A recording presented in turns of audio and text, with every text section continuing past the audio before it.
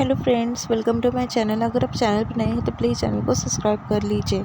जो रौनक होता है वो गाड़ी के ऊपर चढ़ जाता है और बबलू रंगीला को कहता है कि छोड़ दे लड़की को। तभी वो कहता है कि तूने सोचा नहीं तेरा दोस्त अब तक आया नहीं, तो तेरे चेले की जान बचाना चाहता है तो इस नाचने वाले का पीछे छोड़ और चेले को बचा। वो ऐसा कहता है, 2 कदम पीछे हो जा चेले की जान बचाने के लिए। तभी वो उसके दोस्त को बचाने के लिए, हनुमान को बचाने के लिए पीछे हो जाता है। फिर बबलू रंगीला जो है वो लेकर चले जाता है मुस्कान को और मुस्कान से कहने लगता है कि देख उसको उसका दोस्त ज़्यादा प्यारा था।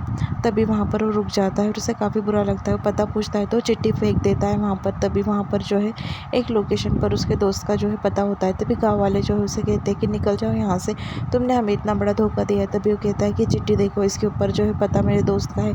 मेरे दोस्त कहाँ पर है, प्लीज़ पता लगाने में मदद करो। दूसरी तरफ जो सर जी होता है, सिंह साहब उसका नाम होता है, असली नाम, वो घर पर पहुंच जाता है। उसकी वाइफ जो है उसे उसका स्वागत करती है। वहाँ पर जो है खुशी का माहौल होता है, पूजा होती है घर में कोई। तभी वो कहती है कि भाई तुम कितने क्यों ना बिज़ी हो, तुम बराबर घर के पूजा में वगैरह आ जाते हो। बेटे के बारे में पूछता है वो। तभी वो कहती है कि उसका किसको पता, कहाँ भी घूमते रहता है। फिर वो कहती है कि भैया आप नहाकर आ जाइए, हम पूजा शुरू कर देते हैं। दूसरी तरफ उसकी छोटी बेटी आती है और उसके गले लग जाती है। फिर वो कहती है कि पापा आप आ गए। रौनक जो है उसके दोस्त को आवाज़ लगाने लगता है, हनुमान कहाँ हो तुम, हनुमान कहाँ हो तुम।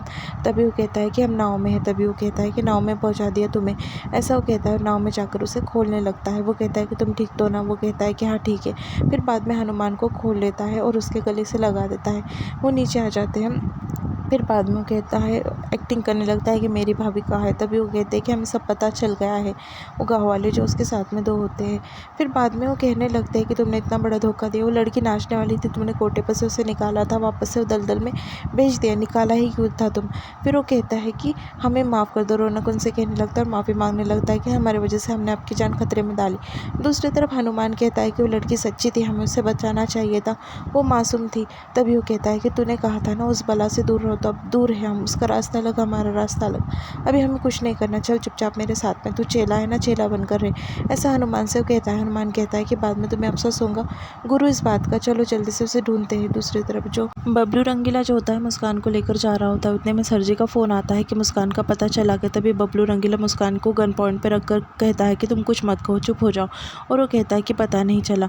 दूसरी तरफ जो रौनक है वो कोटे पे पहुंच जाता है और गन लेकर वहाँ पर जो है सबको गन पॉइंट पर ले लेता है और कहने लगता है तबस्सुम से कि बताओ जल्दी से कि वो दुर्गे मैडम कहाँ पर है। यानी मुस्कान का पता पूछने लगता है। वो कहती है कि हमको नहीं पता।